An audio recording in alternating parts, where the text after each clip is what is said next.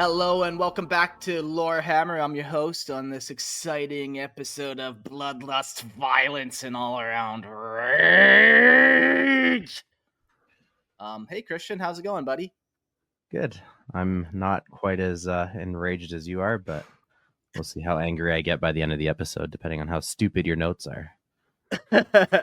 Yeah, well, there'll be some times where, on that Nurgle episode, we did a word check. How many times did we say plague? 93, I think, or something. So we'll figure out how many times we said blood, and that will be how many times you're gonna beat me or lash me. I'll be tongue lashing you, all right.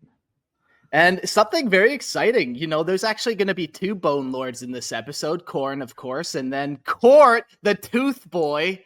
Hello. Yeah, what kind of teeth are you wearing today? As if it was some sort of fashionable thing of like, who are you wearing? Well, I'm wearing my friend Alec, his wisdom tooth. Oh my god, so wild. Yeah, good to be here. Yeah. Yes. Oh man, yeah. So we definitely discovered some fun collecting habits of mine where friends have given me their wisdom teeth over the years, and I just have a weird box of it lying around because I was making jewelry out of it. So we actually had a listener question about this weird fetish for you. It's not a fetish. It's not. This is not my fault to Slanesh. I'm telling you right now. Yeah. This life choice, we'll say then. And the question was, if your kid gives you the tooth fairy a tooth, can you take it? Because you're not the tooth fairy, and as we know, you can only take teeth that are given to you. So how does that work for you? Yeah. So that would be fine. I just wouldn't want to wear it around because then it would be like, isn't that my tooth? And I'm like, no. I don't know what you're talking about. Pick it up from another kid. Yeah. Okay. Now, well, I hope that answered your question there, listener. There you go. I know we've all been dying to know more about this. And, like I said, Court, you're not the only bone collector in this episode. Today we're talking about Khorne, specifically his demons. It's going to be fun. We've done 2 episodes like this. We've done the Nurgle and the Cheech one, so it'll be fun to do this third one. But before we get to it, let's do some housekeeping. April Fool's Day, April 1st, is a Tuesday, which means we've got the show. I had an idea that I came up with and pitched it to Mark, and he's like, go for it. Great, give me a night off. So what we're going to do is we're still going to have Mark, we're going to have Christian, and we're going to have Logan and myself, and I will be hosting Lorehammer Trivia Night. So it's going to be like a game show. Da-na-na-na-na-na, Lorehammer. And it's going to be great. So for the 2-hour episode, I'm going to host a trivia show where I'm going to put these guys to the test. We're going to have different categories. It's going to be a little bit like Jeopardy. It's going to be some serious stuff of like, okay, let's test your lore, see what you know. And a lot of it's just going to get off the rails and get fun. So this is your first ever Lorehammer trivia show, April 1st. This is happening, by the way. This is an April Fool's joke. So I'm just telling you. This is happening. It's just bad timing, but it is happening. It is happening. So the chat is going to be part of this. They are going to have a specific part in this game. So if you want to jump in, please. It's going to be 6:30 Mountain Standard Time, which is whatever the fuck the rest of you guys are. I don't know. But we're check the Discord. Yeah, check the Discord. We're gonna do it. It's gonna be great, and the chat will have a part to play in this. And so, speaking of chat, you got to jump on, get on the Imperial Tithe. So, Christian, you want to, or Mark, why don't you tell the folks about the Imperial Tithe? Yeah, for $2.50, you don't get any more ads. Adios ads. You just get to hear our voice, and then the smart people fast forward 2 minutes, and then you don't even hear this semi-ad. So then you're really playing the system. All for $2.50, or you could get the video version too, which is pretty fun for $5. You can get involved in the live streams. Yeah, which is an awesome perk as well. You can join the show either via the chat room during the show, and you can, throw in your questions or comments and joke around, just like right now with Jack. He's asking Court how many random teeth he's eaten. I'm going to guess more than 30. That seems like a reasonable number. It seems reasonable. And even better, you get to even call in at the end of a show. So if you've always wanted to be on Lorehammer for the low price of $250 a month, you can call and maybe be chosen by Mark himself. Wow, chosen, honored. It's like you're being called up, like we found you on some Forge World planet, and the Emperor Mark has just landed and is like, "Come, my son, Offended. let us talk." We have worked together. Yeah. Let us talk together. Another great comment. We got a usurper happening. Court Hammer has been mentioned couple Yeah, times now. liar in the chat. Hell yeah. So yeah, the trivia night on April 1st will be like the true Court Hammer trivia, not just like halfway through Takeover, you know? I'm hyped. Will there be any physical feats happening in this game? Like, will I get to see Christian wrestle? Hey, Puma, for points. There may be a physical challenge. It'd be like Double Dare. Like you'll have to choose physical challenge. We'll see. I don't know. Okay, good to know. Good to know. No, I'm excited. Yeah, cool. Well, let's get into this episode. I titled it The Blood Legions of Khorne because we're talking about the Blood Legions of Khorne. Take a shot every time we say blood, and that's a surefire way to die. So just heads up. It's gonna be fun. We're gonna talk in this episode about Khorne himself for a little bit, real quick. Then his demons, get into true names, deaths, possession and demon weapons, and binding demons to things, which is pretty fun.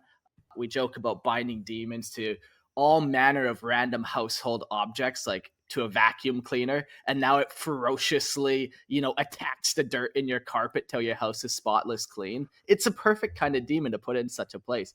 And then we're going to talk about the Blood Legions themselves, their war gear, and we'll break down the specific demons that are in it, the greater demons, the lesser demons, beast steeds, all of those things.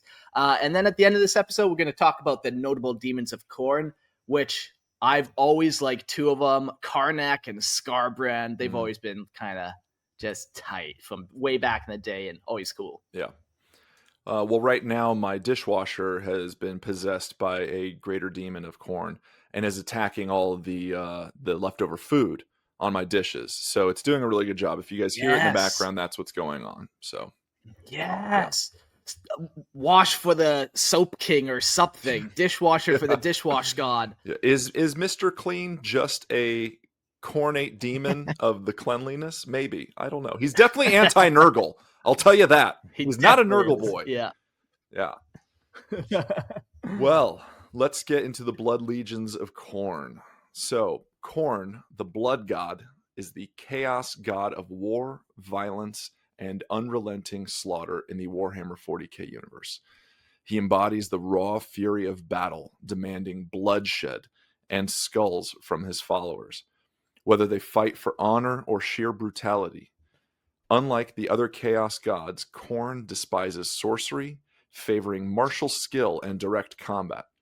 His domain, the Brass Citadel, stands atop a mountain of skulls within the warp, surrounded by rivers of blood. Not a very subtle guy, he's just really, really into the aesthetic, just leans heavy into it. Yeah. Yeah, not a lot of points in IQ, but a lot in strength. Yeah, the theme is there. So, well, his followers, from mighty Chaos Space Marines to berserk cultists, chant his infamous war cry. And we know it. Let's all say it together. Blood for the blood god. Skulls for the skull throne. I will say, how many times, listeners, have you heard somebody yell this before or after they rolled their dice on the table? I mean, it is so often. My dad used to yell it when he was beating my mom. I'm not sure it was related to 40k though. I don't think so. Just kidding. My parents love each other very much. It's so funny because I know your parents very well, and that's not them at all. Yeah. No. Well, how do you get back after that derailment? Yeah, Khorne, he like you said there, Khorne, he's pretty straightforward, man. Like there's not a lot of subtlety to him. Yeah, I mean, you get what you should know what you're getting into when you start worshiping Khorne. I mean, you probably want to, if that's your flavor. You're probably already worshiping him, and you don't really know it because you're in the same vibe, and you just like what he's about. Yeah. If you pass out when you see blood, maybe this god isn't for you. Not for you. Sorry. Not for you. And that's fine. That's fine. Maybe he'll heal you of your squeamishness. Maybe he'll make you embrace it. Maybe he'll just take your skull. Yeah, and Maybe. maybe. Yeah, no, he'll force you to face your fear first. He'll drown you in a sea of blood until you accept that blood's no longer scary. And if you don't, then that's when he takes the skull. Yeah. Either way, you're going to serve him, be it on his throne or adding to it. All right, well, let's get into his demons. Khorne's demons are savage manifestations of his unrelenting fury, existing solely to wage war and claim skulls in his name. The most common among them are bloodletters, the foot soldiers of the blood god, wielding massive hellblades and fighting with disciplined yet frenzied aggression. Towering over them are the blood crushers, bloodletters, mounted atop juggernauts, hulking demon-infused war beasts of brass and fury. More fearsome still are the fleshhounds, relentless bestial hunters, immune to sorcery and the skull cannons, infernal war machines that launch explosive skulls into enemy ranks. Do you think that makes Khorne angry, that they're using his precious skulls as ammunition? Yeah, just watching them explode on people into a powdered mist. No, that's not what those are for. That was Jeremy's champion, Jeremy. Khorne's elite demons include the mighty Bloodthirsters, greater demons of immense power, each an unstoppable avatar of destruction, wielding massive axes and whips to tear through entire armies. All Khorne's demons share a singular purpose: endless battle. For in slaughter, their master grows stronger. I mean, they're all pretty straightforward, all straight shooters. Hearing, Khorne and brass so often kind of got me thinking just about the other gods. Brass gets lumped in with the color of red, even though brass is a metal. Do the gods have any metals? Do the other gods have a specific metal, you think? Or maybe you could be Slaanesh is diamonds or jewels or something like that. Do you kind of get the concept of what I'm trying to ask? I think Nurgle would be a fan of a patinaed copper, the oxidized copper, because it's taken over. There's a chemical process that is taken over. Yeah. Okay. Yeah. Jack in the chat says Slaanesh is latex. I saw that. I don't like that. Oh, that's good. I think Chinch would be bismuth. What is that? It's the rainbow colored and geometric, it forms into these very square angular shapes naturally. Whoa, yeah. Holy shit. Yeah, that's neat. Yeah. It's definitely changed if I ever saw it. Wait, is that? Hang on. I think that's this. Yeah. Sorry, I'm holding it up for listeners. Whoa. Yeah. Yeah. Cool. A buddy of mine at the game store thanked me for teaching him all these games last year, and he made this. This is a lead or huge. I mean, this thing's fucking heavy, half dome, and inside there's a bunch of these bismuth crystals that he created, and I'm wondering if it'll focus a little bit here. But yeah, it's inside. It is just gorgeous. One of them looks like a pyramid and looks like a spire on Prospero. Yeah, look at that. And you can see there's steps on the side. It's amazing. Yeah, he made this. So I was honored. I put it up here in my studio. That's good timing. Well, I was I don't know what the fuck that is. And I looked up the picture. I was oh, I've got that. You're wait a minute. I got that right here. Chinch planned that to happen for 10,000 years. And I've got a skull up here too. Am I just a chaos worshiper? Could be. Yep. Oh man. I mean, maybe. For the collectible, you're gonna be very old and eccentric. I can already tell. That's fine. We're going down that path. We're going down it hard. I like it. Yeah. Well, that was a fun little tangent. No, that's kind of cool. That you could almost kind of get each one to have a medal or a gemstone almost. Now we'll talk about true names.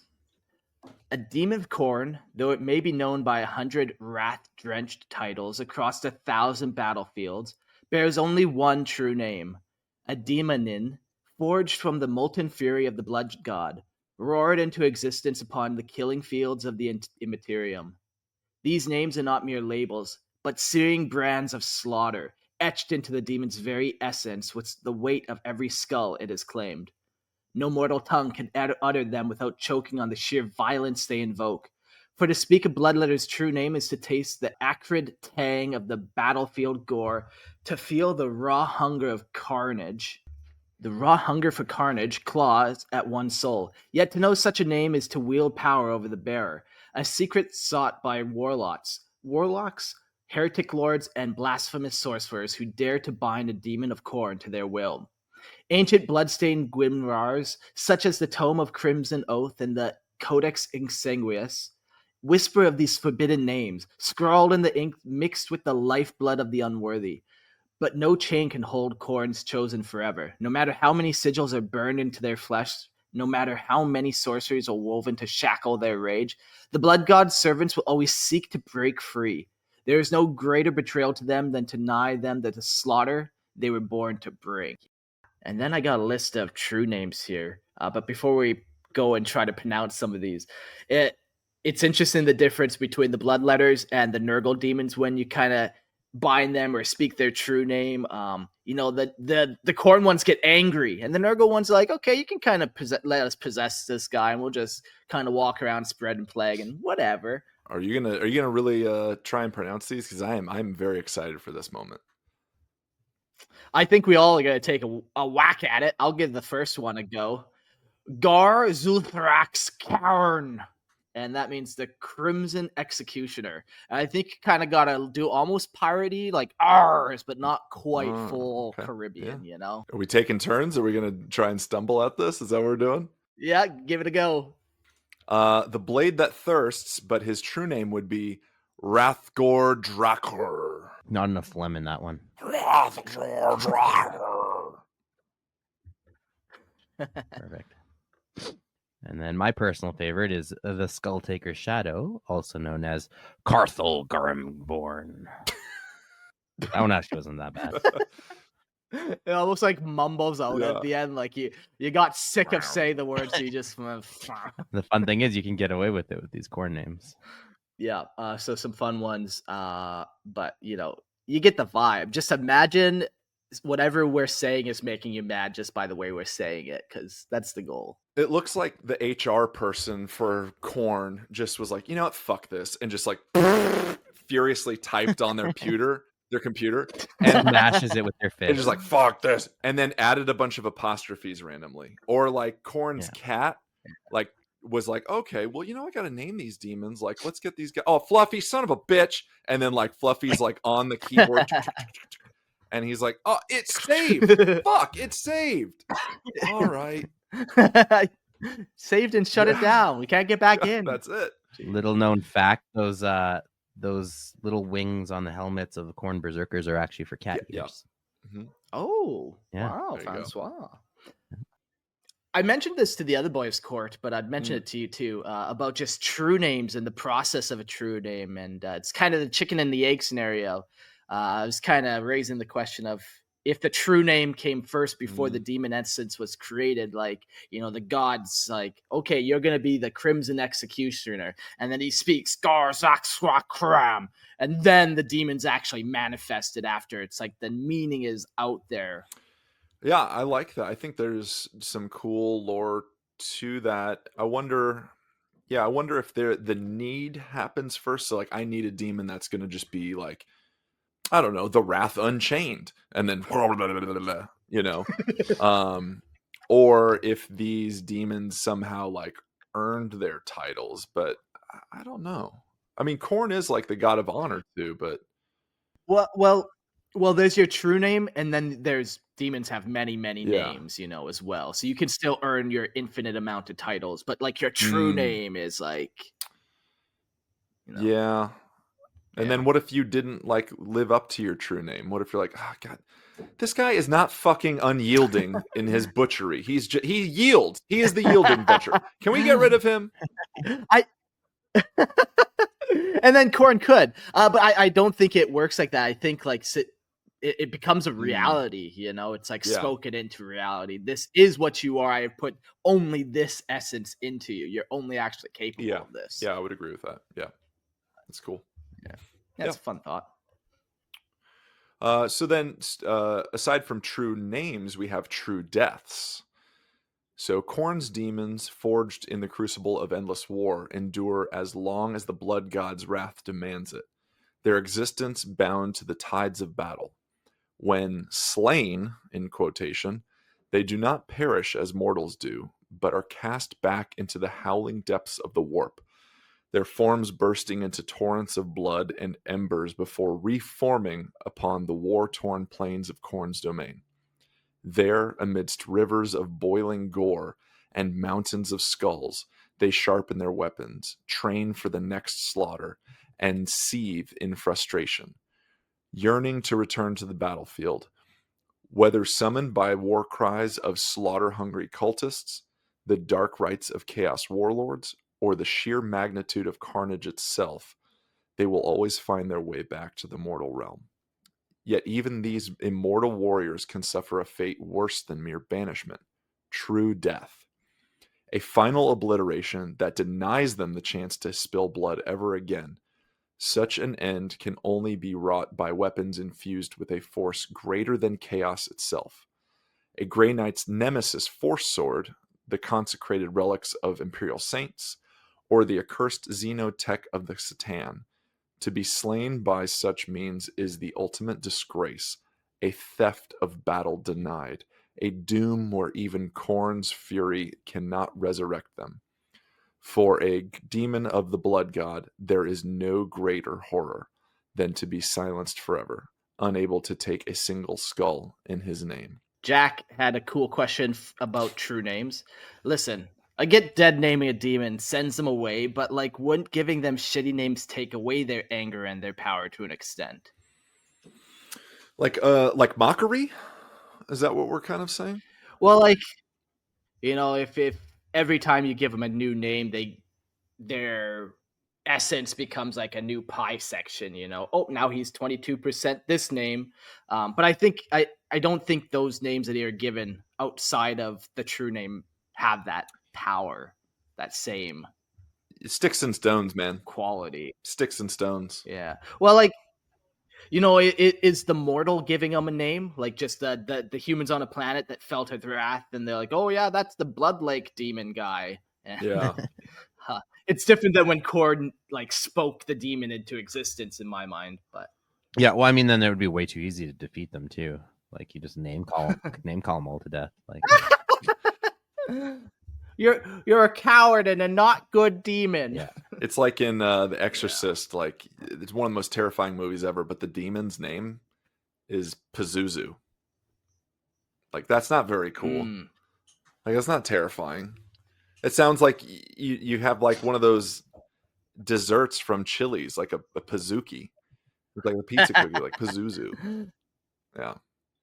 Yeah, but you better believe I'm not saying that in a mirror 3 times. Fuck. Yeah, it sounds goofy, but Yeah. it is a Mesopotamian god though, Pazuzu. That's why they used it. It's from what's that movie? The Exorcist, right? Yeah. It's a real god's name. That was your actually moment for this. That was actually it's a Mesopotamian god. Yeah, it is. Yeah. But it's one of those like You're still not intimidated. I'm not intimidated by that. No, but if you were like Garnak Throlakoses, I'd be like, fuck, that's terrifying. Let's get into, ironically enough, possession. I couldn't have teed that up better. Demons of Khorne do not scheme in the shadows or fester in the minds of mortals like a slow disease. They tear through the veil between realms with sheer force, breaching reality in a storm of fire, fury, and slaughter. Their presence is not a creeping corruption, but an eruption of violence, a blood-soaked manifestation of the blood god's eternal hunger for war. When the barriers between the warp and real space weaken, whether through the carnage of the battlefield, the frenzied rites of a berserker cult, or the unrelenting hatred of a war-racked world, the demons of Khorne come roaring forth. Their howls of rage echo across reality, their blades carving through the flesh and soul alike. Psychers, whose wretched wielders of foul sorcery, are particularly despised by Khorne's minions, and should one falter in their focus, even for a moment, a demon may rip through the breach, riding the backlash of psychic instability like a spear hurled into the heart of the mortal plane. Yeah, that's kind of cool how they just emerge the way that they are, violently. yeah, they just rip a hole through the real space. Yeah, or through the psyker that is the conduit of real space. The psyker Yeah. explodes into a fountain of blood, and then Pretty cool. it's fitting. It's very thematic. I love it. Khorne knows how to make an entrance. Some warriors already drowning in bloodlust welcome possession, believing it a divine blessing from the Lord of Battle. Their bodies become living weapons, their flesh hardening into corded muscle, their veins pulsing with molten fury. Their minds are consumed by the demon's unyielding thirst for slaughter, their hands compelled to butcher without hesitation or remorse. These hosts, whether frenzied warlords or fanatical gladiators, become little more than vessels of carnage, their every breath a battle cry, their every heartbeat a drumbeat of war. Yet even more terrifying are the blood-forged war machines that house Khorne's demonic essence. Through dark rituals and sacrifice of warriors whose rage was deemed worthy, towering demon engines are born, colossal constructs of iron and hatred. Their forms wreathed in burning brass, their weapons howling with the bound souls desperate for slaughter. These monstrosities do not spread corruption, they spread annihilation, grinding cities into dust beneath their treads, leaving nothing in their wake but skulls and the echo of war. Fun. Yeah, I love all the different demon engines. We have a section on that in this episode for Khorne. Chris, you've mentioned you like the brass scorpion, and yeah, very cool. Yeah, that thing's sick. I guess a little side mention, and I'm sure if we ever get to a World Eaters episode, but the 8-bound are also some prolific possessed Khorne followers. Yeah, like who would want to be possessed by a Khorne demon? Like bodybuilders, they would be great. They'd, instead of taking steroids, they take possession. The steroids give them possession. That's why they have roid rage. Yeah. Any type of warrior pretty much is open to this type of possession. Well, any bad kind of guy, but yeah. And the 8-bounders, I mean, they're sick models too, like getting to the tabletop factor in this. Khorne, like just as a whole, has some of the coolest models. Like the World Eater stuff has some really sick models here, and the 8-bound are no exception. I think they're rad. They're super cool. Yeah, they just looks so brutal. We couldn't keep them in the store. Like honestly, when I was working at Funk, we'd order 5 boxes. We're a small LGS. 5 boxes gone. Like just reorder. Couldn't keep them in the store. Too many people getting possessed out there. Yeah, I guess so. I mean, mostly because, and big shout out to my one of my best friends, Tyler. He's a big chaos guy, and he was like Khorne full on, like, and I think he bought like 3 of the 5 boxes. So he was like, give me more Khorne. Yeah. Jackass, do Khorne demons shrink your testes like roids? And no, that's where they actually live. Khorne demons live in the ball, so they make them bigger, enlarged. Yeah, it's the point of possession. That's the entry point. It is. It's close to the entry point. Yeah. Yeah. Oh my gosh, that's messed up. Demon weapons. We talked about how all the demons have their own specific flavor, and Khorne is no exception. And I'm sure you can imagine what type of weapons the God of War would want. But Khorne demon weapons are brutal instruments of carnage forged in the raging fires of the blood god's domain and thirsting for the endless harvest of skulls. These are not mere weapons, but embodiments of raw fury, each housing a bound demon that shrieks for slaughter with every swing. Their forms are jagged and cruel, massive axes wreathed in warp fire, swords that drink the souls of the slain, and chain blades that roar like caged beasts, each tooth forged from the shattered remains of vanquished foes. Every wound they inflict is a death sentence, for these weapons do not merely cut flesh, they tear their very essence from the victims, drinking deep on their agony and feeding the insatiable hunger of Khorne. Unlike the treacherous sorceries of the other Chaos Gods, Khorne demon weapon is a being of absolute will and purpose, to kill, to conquer, to revel in war. Those who wield such weapons feel the raw power of Khorne coursing through their veins, their bodies strengthened, their wrath magnified, and their souls bound ever tighter to the Lord of Battle. To carry such a weapon is to become an extension of Khorne's will, a living avatar of destruction, marching ever forward in a ceaseless blood-drenched crusade. Sick. Yeah. It's cool how each demon weapon, while also having their own appearance, like we were saying, yeah, axes and swords, they also have their own kind of effect to some degree. Like you get hit by a Khorne blade and it starts drinking your soul, and that's it. It's over for you. Where, you get hit by a Nurgle one and you might not get killed, you might just turn into some weird fly Mhm. creature. Yeah. Just get super infected. Yeah. Yeah. I think what's cool too is I wonder like the design of these weapons obviously is for or purpose and will like it has one goal to kill. But do you think that they like take a little bit of like pleasure in the idea of like let's see how much blood we can spill with this axe? Like that's a cool chain axe you got there, Oh. but could you make it like double? Like could you put two sides to it? You know, or are they just like, no, this thing's gonna fuck Yes. shit up. Let's go. Like, oh, wait. Yeah. Maybe we put a big spike on the back. Yeah. Okay. Now we're talking. If I can't kill 3 different things with one swing, what are we Yeah. doing? Yeah. Yeah. I just think it'd be like they're designed for singular purpose, but I would bet that they take a little bit of like, yeah, but we're gonna make it as brutal as possible.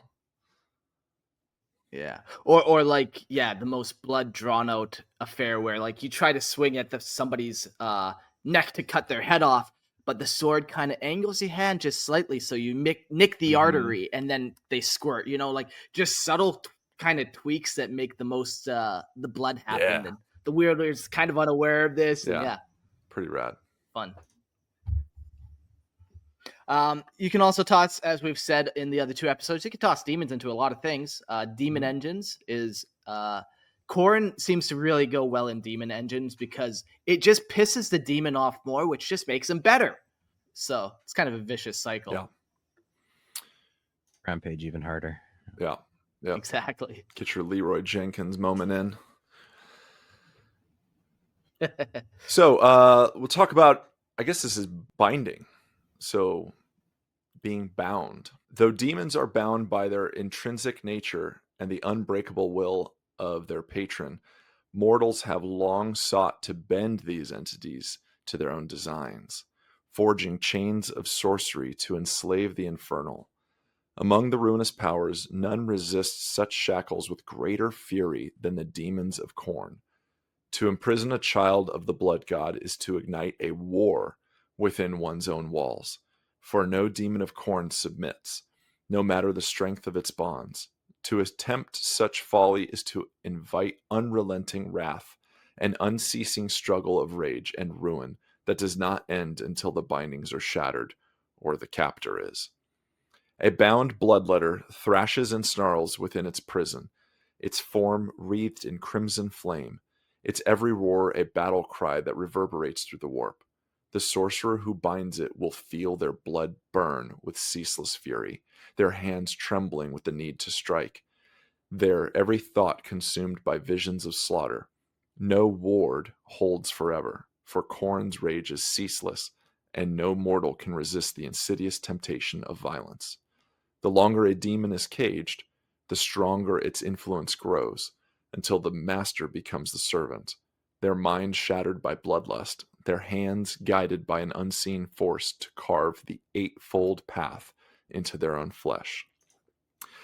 Yeah, so this is a big distinction amongst the other ruinous powers because, like we kind of mentioned previously, Khorne is one that's not to be persuaded. Khorne is one that's not to be negotiated with, or even the tricksy vibe, or Khorne's not really even patient at all. So when we talk about like Slaanesh, Nurgle, Tzeentch, those guys all have a little bit more of a well-rounded, if I could say, plan and kind of a more long game sometimes. Like they play the long game. Khorne's just like, don't fucking touch me. I'm going to kill you. Khorne's demons are very they're not one to like be bound by anything. They're going to fight against it because it is against their purpose. And in that way, it's kind of cool because you can look at it as like they want to be free. They don't want to serve. They want to kill. They They want to serve Khorne and nothing else, not the wills of some dumb mortals with a fucking Ouija board. You know? Yeah, they're not making pacts like the other gods might, like you said, where it's just like, yeah, you might be able to pledge your allegiance to Chinch and have this plan, and he might agree and have some let you kind of go on with it. But Khorne, he doesn't care about There that. might be a negotiation. Yeah. Yeah. Yeah, so the longer these demons are bound, they just get angrier and angrier. And then they eventually will break free. Eventually they will become more powerful than Yeah. you. Yeah, we were joking earlier about Khorne being a straight shooter, but like legitimately, like you get what you get. There's no bargaining or reasoning with him. Like just a wrecking ball. Yeah. Right. Let's expand into the blood legions. Of all the infernal hosts that march beneath the banners of chaos gods, none are as disciplined in their savagery or as brutal in their hierarchy as the blood legions of Khorne. Though driven by an insatiable thirst for slaughter, they are no mere rabid beasts. The armies of the blood god function on a single immutable law: might makes right. Power alone determines rank, and only those who carve their place in blood are worthy to stand above their kin. Weakness is annihilated, cowardice is unthinkable, and failure is rewarded with death. The blood legions are without rival in the immaterium, their dominion stretching farther than any other through ceaseless war. On the battlefield, no other host can match their sheer power in the brutal press of melee. Rank is earned through combat, and a warrior's worth is measured by the corpses left in their wake. At the pinnacle stands the Bloodthirsters, towering engines of destruction, clad in brass and gore-streaked iron, their baroque armor pitted and blackened by the fires of war. They wield massive axes and barbed whips, each severing heads and flaying flesh. But they are not just warriors, they are warlords, commanders of the blood legions, their roars carrying over the din of battle as they drive their kin into the fray. Amongst their ranks, only the strongest survive, their authority unquestioned, their presence an unholy beacon to the slaughter-mad hordes that follow. Each blood legion is a seething tide of carnage, divided into 8 cohorts, each cohort comprising 8 packs of demons, led by heralds of Khorne or demon princes. Their ranks are not static, power shifts constantly, for the strong rise while the weak are butchered. No bonds of brotherhood exist, only the endless struggle for dominance. So far, this operates very differently than the other legions, with like kind of this more strict hierarchy. Like, yeah, sure, maybe the other demons have the hierarchy of greater demon, lesser demon, beast. They have that.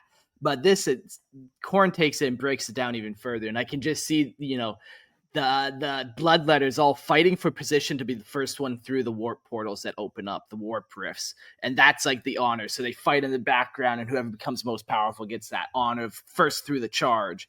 And then he becomes the warlord, and they build and gain these titles where I don't think the other demons quite do it the same way. You know who else had that vibe? The White Scars, who we previously chatted about. Like they talked about merit based. Yeah, okay. we talked a little bit about them doing the like not fighting, but like the who's gonna get the first kill, who's gonna get out there first, and vying for that position. Like, no, I'm gonna fucking run out there first. And we talked to them about them being a very honorable legion, honorable chapter. And I think this is kind of that flip side a little bit, where it is, but it's the chaos version. But yeah, the regimented vibe here is kind of cool but unexpected, because we talk about just it being furious and unleashing, but it does actually go with the vibe of Khorne the more you think about it. Yeah, for sure. Mm-hmm. Yeah, there are element like warfare. I think I mentioned this in the Khorne episode of like being more the regimented rank side of warfare as much as the blood and slaughter, and that obviously carries through the ranking system of the demons. Yeah. And then obviously you have the 8s always present, with Khorne being a sacred number, so you have 8 cohorts, and everything is in 8s. The Red Tide legions embody this endless hunger for blood. Their formation's a relentless wave of bloodletters crashing into the foe, cutting through flesh and steel alike with their hell-forged blades. Where they march, death follows, and with it comes a carrion feeding furies, drawn to the slaughter like vultures to a corpse. The Hellfire legions strike with sheer brutality, their might bolstered by the infernal war machines of Khorne. Skull cannons roar, spewing burning death, while soul grinders and the monstrous lords of skulls stride forward, reducing entire armies to shattered ruin beneath iron treads and blood-slicked fists. The brazen thunder legions are the hammer of Khorne's wrath, thundering across the battlefield upon blood thrones and juggernauts, their flesh hounds howling as they tear down fleeing prey. There is no escape, no sanctuary, only the hunt, the kill, and the endless offering of skulls to the brass throne. How many blood legions exist is known only to Khorne, and it matters little, for they are legion, their numbers ever replenished by the slaughter of the battlefield. Cohorts clash in savage ritualized combat, tearing each other apart in contests of strength and supremacy. Here, even the victors bleed, but it is their right to lead, to command, to kill in the blood god's name. For in the end, there is only war, only slaughter, and only the strong remain. Cool. I love the Brazen Thunder Legion. Man, there's been games of 40K that I've played, both like I've had this happen. I've seen it happen to other people where you deploy the armies and then the person knows, oh shit, I've lost. And they look up and they see what they're fighting. And they're fighting something like, oh, I don't know, 8x8 juggernauts with bloodletters on top of them. And it's just like this stampeding army of like violence. Or another great example, you look up and there's 120 orc boys in front of you. And you're like, well, I've already just lost this game. You know, one of those kind of fuck. And I love that. I feel like this has always been one of my favorite kind of units ever. It's just that juggernaut with either a Chaos Space Marine on it or Bloodletter. Just this like demon engine that looks between like a bull and a rhino, but made of metal and will just trample you. Yeah, the tactics are also very straightforward, just like Khorne. You know, just charge forward in the line and crush everything in your way. Yeah, not a lot of trickery and not a lot of surprise tactful moves. There's the enemy. Okay, now we're going to go kill them. Yeah, but I don't care. You just go kill them. Yeah, but should we move around? Move around? That's up to you. Go fucking charge them. It would be fun to come up with like a little demon who's kind of an outcast for Khorne, where he almost exclusively uses like artillery pieces and prefers to pin enemies down from afar. And like Christian, you said, you know, is always wasting Khorne skulls, and all the other demons make fun of him for it. Like, no, it's a fight. It's a real tactic. I promise. Is anybody else seeing that we should be flanking instead of running straight at these guys? Is that just me? Jack asks, where does the name Juggernaut come from? I don't know if it comes from anything specifically other than outside of kind of what it feels like when you see it. Yeah. Like, is he talking in real life or in 40K specifically? Yeah, maybe further expand that thought there. I just Googled it too because I looked at the question, and apparently it comes from an anglicization of the word Jagannath, which is an important deity in the Hindu tradition. So, oh yeah, I see that. Okay. So what does this mean for us? Well, an unstoppable force. Okay. Gentlemen, if we were to double nerd for a moment, of course, if you think Juggernaut, you also think of X-Men and the Juggernaut in the Marvel Universe. And he's unstoppable and has just one goal, and just fuck shit up. So yeah, that's such a cool superpower. His power, I think, is like specifically once he builds momentum, it can't stop or something like that. Yeah. Very similar. Cool. Yeah. It's fun. Yeah, good times. No, the Juggernauts are sweet. We'll talk about war gear that they have. The Blood Legion has such things as gore banners of eternal slaughter and other brutal relics, seething with unrelenting fury of Khorne, driving the Blood God's warriors into a berserk frenzy. These accursed artifacts thrum with the energy of endless battle, their presence igniting the rage of those who stand beneath them. Blades grow sharper, muscles burn with unholy strength, and the air itself becomes thick with the scent of blood and fire. There is no slow decay, no insidious sickness, only the raw, undeniable power of carnage. Where once stood a disciplined battle line, now charges an unstoppable tide of howling berserkers, tearing through flesh and steel alike. The roar of war cries drowns out all reason, and the earth shakes beneath their charge. And amidst the slaughter, the demons of Khorne howl in triumph as the skulls are claimed for the brass throne. Yeah, the first thing they have is like a banner of rage. And this banner of rage is a relic soaked in hatred and fury of countless warriors. Its fabric woven from the souls of the most bloodthirsty devotees of Khorne. It thrums with an unholy energy, radiating an aura of pure wrath that seeps into the minds of those who stand near. Battle-hardened veterans who once fight with discipline are reduced to frenzied berserkers, their vision clouded by a crimson haze as the need to spill blood consumes them. Blades strike with savage strength, unyielding even in the face of mortal wounds, as warriors heed only the deafening call to slaughter. The air crackles with raw aggression, and as the banner whips in the wind, it carries not just the scent of battle, but the tormented howls of the damned, urging all who hear them to fight and kill and offer their foes broken bodies to the blood god. Yeah, that banner's just whispering death and destruction in your ear if you get close, and you start seeing that red haze. Yeah, it's kind of like the vibe of like the red like flag being waved in front of the bowl. I kind of get that vibe too, you know. Yeah, is that what happens to the juggernauts? They're sensitive to red, and that makes them mad. And since there's blood everywhere, they're always just like fucking pissed and charging everything. Who hurt you guys? I like Let's it. just sit and talk about this. Come on. They also have other various icons of chaos, from brutal and unyielding symbols of the blood god's eternal wrath, each representing a twisted manifestation of his insatiable thirst for bloodshed. These sigils, often depicted as blood-drenched skulls, jagged axes, or snarling hounds, serve as both a mark of allegiance and a rallying point for Khorne's followers. To bear one of these icons is to declare oneself a warrior of savage glory, a vessel for the endless rage that courses through the veins of all who serve the blood god. Whether engraved on armor, banners, or weapons, these symbols emanate an aura of violent purpose, instilling an unholy fury in all who behold them. In the heat of battle, they serve as beacons of carnage, drawing Khorne's followers into a berserker frenzy, amplifying their thirst for slaughter and ensuring that no mercy is shown. Each icon is a brutal reminder of Khorne's dominion over the battlefield, where only the strong survive and the weak are left as nothing more than sacrifices for the blood god's unquenchable rage. It's pretty rad. I have a question to pose for you guys, and then maybe there's actual like factual answer in this as far as the lore goes. Are there power?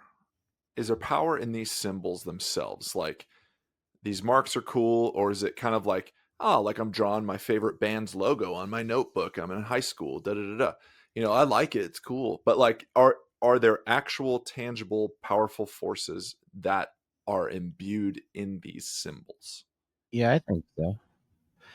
Anytime like there's markings like in the books and things, usually it leads to something.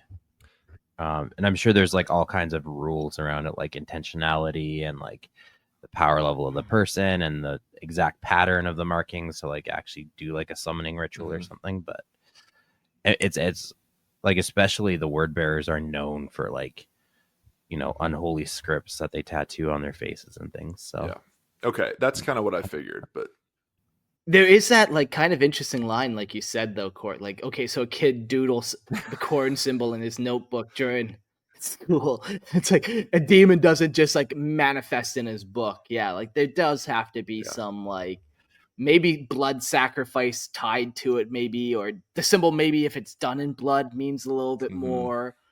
There's definitely like variants for sure, or gradients of power level. yeah, and like I said, like the intentionality behind it too, right? Like the warp is all about emotion, right? So like, no, I'm my intention is to summon a demon while etching these things in blood versus, yeah, you're just bored and just drawing shit. Yeah. Jack brings up a good point too. Like he says that we've seen loyalists react to markings like they're getting sick from it. So in that, absolutely, I think that's a really cool thing to go for too, is that it not just affects the bearer in the sense of like it empowers me. This is strong. It's cool. Like when I wear a 9 Inch Nails shirt, I feel pretty cool, like because it's got the 9 Inch Nails logo. But it also offends others in the sense of like, oh, I don't like that. You know. I hate your band. Oh, I love Yeah. that. While I do obviously think that is very much the case, a little bit of devil's advocate here. What if it's also a backfiring of the psycho conditioning that Space Marines and other Imperial forces undergo, in the terms of like their knee-jerk reaction to everything chaos is because they're trained to hate it. So like their ill feelings are actually self-induced because their, you know, exposure rituals and things, you know, through their indoctrination and everything. I'm just playing devil's advocate if you wanted to do a more kind of secular-ish 40K, but I think that works. But I think that works too, you know, and you know, for sure. In dating, at least I hear the best way to lose like a partner is if you do something to disgust them. Like disgust is the most like, it's worse than hatred. Yeah, exactly. Like it's a very negative emotion. So if you can get somebody to discuss that and feel disgust when they see that Khorne symbol, they're not going to fall as much. Yeah, that's interesting. So that's like, if I was dating somebody like, hey, Nickelback's coming to town and I got tickets. Do you want to go? There's nothing wrong with Nickelback. And I would be like, disgust. Bye. Break up. Leave. Bye. Bye, bitch. Nope. Look at this war band. You don't want that concert. No. Jeez. Nope. Relationship advice from Mark, says Jack. It was pretty good advice, though. I don't know if it's advice, but don't disgust your partner is probably the advice. So we'll jump to instruments of chaos. And when I say instruments, I do mean musical instruments. I kind of think we need to do an episode on musical instruments in 40K. Anything from sound marines and to goth rockas, you know? I've been looking at some AI generated sound things where we can generate some of these noises and probably put it in or play it somehow. So that'd be a fun episode to do. That'd be sick. Okay, just real quick, music and 40K. Just real quick. Take me. Fun fact. Yeah. I had an industrial project that has like 8 songs, and maybe at some point for the patrons on Patreon, I'll release a few of them. But it was an industrial project, kind of 9 Inch Nails, Skinny Puppy, Frontline Assembly-esque, and it was called Tech Priest. It was called Tech Priest, and I even had it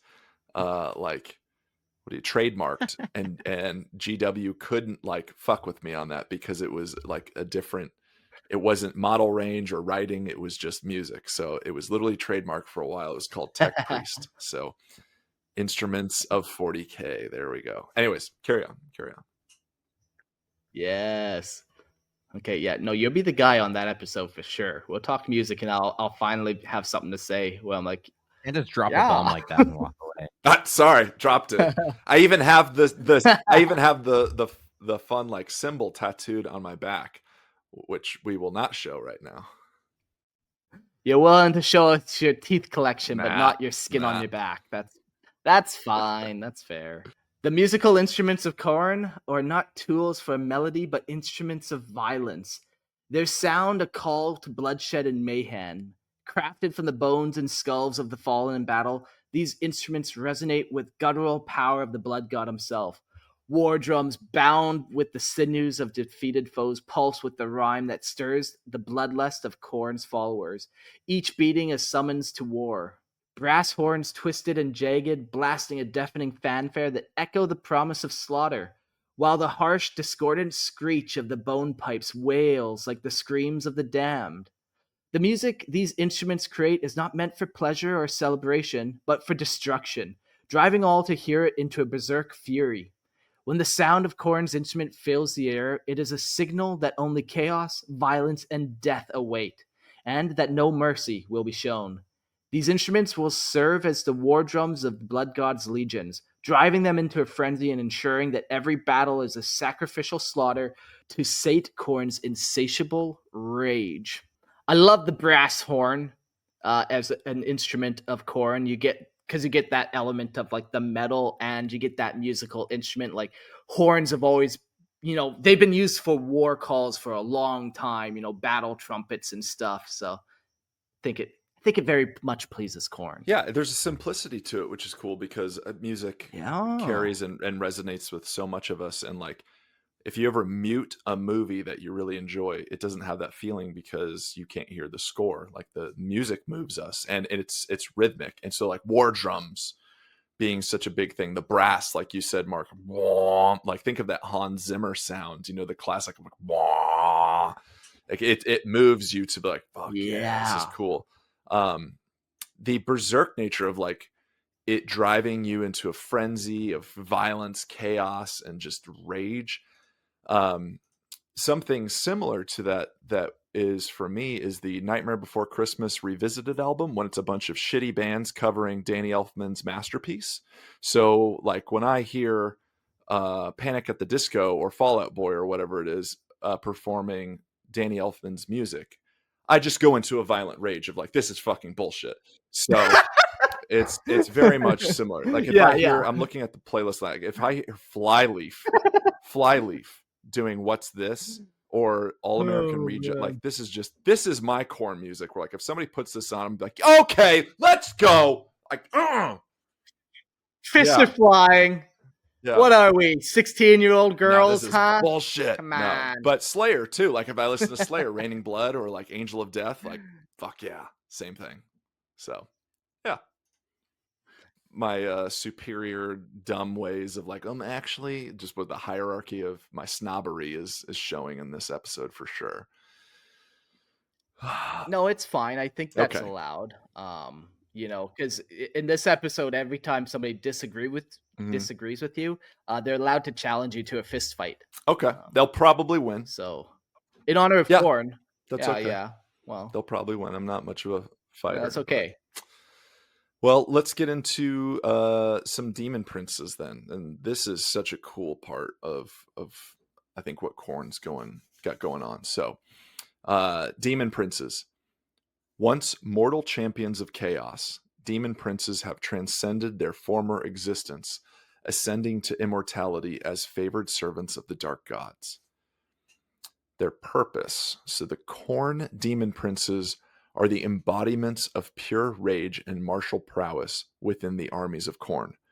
They were once mighty mortals, warriors, champions, or tyrants who, through their unrelenting thirst for power and bloodshed, earned the favor of the true blood god. Their ascension to demon prince status marks their eternal servitude to Khorne, and they serve as generals, tacticians, and conquerors on the battlefield. Their purpose is singular: to lead Khorne's legion to glory through endless war, to spill blood in Khorne's name, and to drown the galaxy in an unceasing torrent of violence. They are the embodiment of the blood god's thirst for endless slaughter, and are marked by their brutal determination to claim dominance over all they encounter. Khorne demon princes appear as towering, monstrous figures, their forms a grotesque amalgamation of their former mortal bodies, and the fiery fury of their patron god. Their once human features are twisted and contorted, their faces often half covered in blood-stained armor or obscured by howling demonic masks. Muscles bulge beneath their grotesque skin, which may be covered in scars from countless battles or adorned with the jagged remnants of their past. Their armor is decorated with symbols of Khorne, skulls, blood drops, and brass spikes, often stained with the gore of their enemies. Their eyes burn with the eternal fire of hatred, glowing with an unholy rage that never ceases. Horns, fangs, and claws sprout from their bodies, emphasizing their monstrous otherworldly nature. The very sight of a demon prince is enough to strike terror into the hearts of mortals and inspire awe in their followers. Yeah, visually it feels there's a commonality obviously within demon princes amongst the ruinous powers, amongst the chaos gods. And I feel like with Khorne specifically, they tend to have the more spiky bits. Like, I literally remember picking up my buddy Tyler, again, my buddy Chaos player Tyler.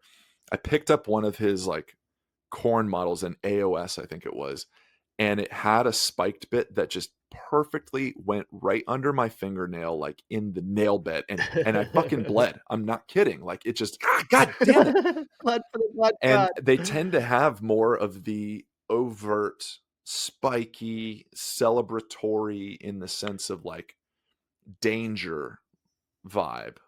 Yeah. Yeah. More skulls hanging from them and trophies and Yeah. stuff. Yeah. Yeah. Very cool. Um, Here's an interesting thought. Like on tabletop, we have examples of demon princes, and they're all roughly the same size. They're all roughly the same power level.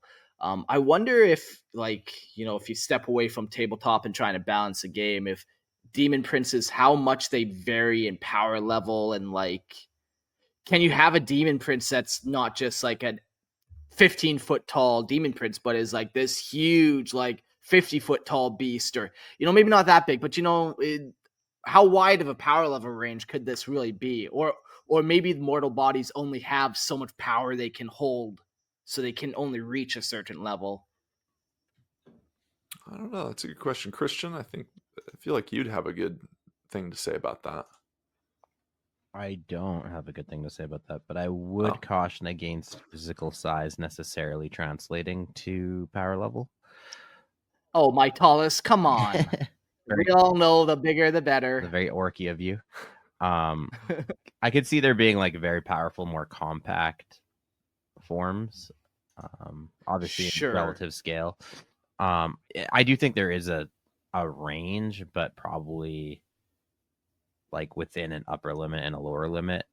And I think that because you do have maybe not demon princes, but you do have greater demons, and that could be the distinguishing factor of trying to ascend to godhood, and not quite being able to, versus, but they are also in essence of the god, versus a demon prince that maybe their individuality might actually afford them the opportunity to ascend even higher. Just haven't seen it happen yet. So yeah, I don't know. Yeah. Okay. Well, let's get into their powers and abilities. Khorne demon princes possess overwhelming physical strength and near unparalleled mastery of close combat. No surprise there. They are lightning quick on the battlefield, cleaving through their enemies with brutal efficiency and ferocity. Their power is not limited to raw strength, however. They also have the ability to harness the raw, violent energies of the warp, using it to enhance their blows, summon destructive forces, or even manipulate the battlefield itself to their advantage. Some demon princes can unleash devastating shockwaves of psychic force, while others may summon ethereal warriors to fight at their side. They are also able to absorb the souls of the fallen, becoming ever more powerful as they claim victory after victory. The most deadly of Khorne's champions are practically unstoppable, driven by the unyielding will of the blood god to bring about total destruction. And we talk about their war gear now. So Khorne demon princes are armed with an array of fearsome war gear that amplifies their brutal nature. These weapons are often forged in the fiery depths of the warp and imbued with the very essence of Khorne's rage. Not unlike Sauron in the One Ring, double nerding, and commonly they wield massive axes, swords, or cleavers, blades of enormous size that can cleave through armed foes with ease. Some demon princes carry spiked maces or chain swords designed to tear apart their enemies with a brutal, relentless force. In addition to their deadly weapons, many are clad in heavy, blood-stained armor, adorned with the skulls of their enemies. These suits of armor grant them resilience against even the most potent attacks, and some are so infused with Khorne's power that they can heal wounds as the demon prince continues to slay in the name of the blood god. This combination of potent weaponry and nearly indestructible armor makes Khorne demon princes amongst the most terrifying and unstoppable forces in the universe. Yeah, man. When, again, my buddy Tyler, he's like the chaos guy, when we play 40K or even AOS, like, and he plops down a Demon Prince, I'm like, okay, I either need to take that off the fucking table or I need to work around it, because that's going to be a problem. Yeah. Yeah. I kind of like this visual of a demon prince who, when he's getting wounded, the way he heals himself is when he kills somebody and blood splashes on his body, like where the blood splashes kind of rejuvenates and heals. So he just grows back and he's getting drenched in blood and getting wounded. Yeah. Very meaty, very slimy sounding, Yeah. slick. And it's like when, I don't know if you guys, I'm sure you guys have experienced this. It's like, I don't know, you're doing like a bunch of yard work or like playing a sport, usually like a sport, you're doing something like active and your adrenaline's going and you get hurt. You don't know it for like an hour later or moments later. And you're like, oh shit, I'm bleeding. Like, how did that happen? And I bet that's, Yeah, where'd that come I bet from? that's these guys to like the 10th, nth degree, where it's like, oh shit, my arm, Yeah. it's reforming. Oh fuck, I didn't even know I lost it. Well, thanks, Khorne. You're reforming my arm. That's cool. But Perfect. yeah, they're Perfect. just A little dab of blood will do they're ya. just enraged to where they don't even notice that they're wounded, I bet. Yeah, and just while on the topic of demon princes, I can't believe we've never brought this up when we spoke about the models last time. The 2002 Chaos Space Marine Demon Prince was like pinnacle demon prince for me. 2002. Yeah, the one that looks specifically like a mutated space marine. Fuck yeah, that one. Oh, so good. Oh yes, I know which one you're talking about. Yeah, I even forgot that model existed, and I just had like a flash in my mind while you were talking about it, and I was like, that was like peak. Yeah, that came out when it was like between 3rd and 4th edition, I think. And I remember when that came out, and that's like that hunched model with like the long fingers and the big sword, and it's such a cool, I mean, it's such a cool model to look at, but to build, because that thing was metal. That was a fucking metal model. Oh yes. I remember my buddy Grant had that, and I was like, good luck, dude. And he built it, but I really like the newer one that they did too. It kind of pays homage to it. It has the same vibe a little bit. A little bit. Like the newer plastic kit is rad. Yeah. Yeah, and we did mention, I think, way earlier on that plastic kit is probably most fitting for Khorne. Not so much the other demons, but definitely Khorne. Yeah. Yeah, I remember we talked about that. Yeah. All right. Speaking of classics, let's get into the greater demons. The colossal manifestations of the Chaos God's will. Greater demons are the most powerful entities within the warp, short of the dark gods themselves. Bloodthirsters. The Khorne Bloodthirsters are the supreme warriors and champions of the blood god, embodying the pure, unrelenting nature of rage and slaughter. These greater demons are summoned to the battlefield to lead Khorne's legions and bring forth devastating destruction in his name. Their sole purpose is to spill blood, to crush their enemies underfoot, and to bring an unending tide of carnage to any who dare oppose the will of the blood god. Bloodthirsters are the instruments of Khorne's war, and they revel in battle, seeking the greatest and most brutal combat to prove their might. They serve as both generals and executioners, seeking to destroy any who stand before them, while inspiring Khorne's followers with their raw power and indomitable. Bloodthirsters are towering, monstrous entities, towering over mortals and lesser demons alike. Their forms are a grotesque fusion of muscle, sinew, and burning anger. Standing as tall as a small building, Bloodthirsters possess wings of tattered leather, stretching taut over bone and sinew, which allow them to soar across the battlefield, striking terror into the hearts of their enemies. Their skin is often a shade of red or bronze, and their bodies are covered in blood-stained spiked armor, adorned with the symbols of Khorne, skulls, chains, and spiked rivets. Their faces are twisted into the perpetual snarl, filled with fangs and eyes that burn with the undying fire of Khorne's fury. Massive horns sprout from their foreheads, and they exude an aura of heat and rage that radiates across the battlefield. Bloodthirsters are the embodiment of wrath, their appearance alone enough to send foes fleeing in terror. Their powers and abilities. Bloodthirsters are formidable combatants, possessing immense physical strength, speed, and agility that defy the natural laws of the material world. In battle, they are relentless, cutting down their foes with devastating speed and precision. They possess the ability to summon warp field energy that enhances their attacks, allowing them to strike with overwhelming force, cleaving through even the toughest armor and shields. Bloodthirsters are also capable of emitting a blood-curdling roar that can paralyze weaker minds with fear, causing them to falter or flee before the onslaught. Their fury knows no bounds, and as they tear through their enemies, they grow stronger, feeding on the bloodshed and carnage that they create. In some cases, they can even regenerate from mortal wounds, further cementing their reputation as unstoppable forces of destruction. Bloodthirsters are armed with devastating weapons designed to reflect their brutal nature and the will of Khorne.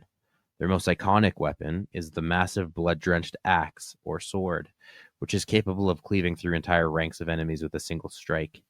These weapons are often forged from the bones and souls of the vanquished, imbued with the pure essence of Khorne's wrath. Some bloodthirsters wield a whip made of barbed chains, which can use to lash out at their enemies, tearing through flesh and bone with ease. Their armor is similarly brutal, crafted from thick plates of bone and brass, decorated with the skulls of their fallen foes. This combination of overwhelming weaponry and near impenetrable armor makes bloodthirsters the embodiment of Khorne's desire for slaughter, and they bring devastation wherever they go. Does armor actually matter on demons, you think, or is it kind of more just like an appearance kind of thing? You know, I've actually wondered that too. I think there's maybe a subtle link between, you know, its manifestation and its actual like ability to take damage. Because like demons, they do take damage. Like you can shoot them with a bolter and it will have an effect.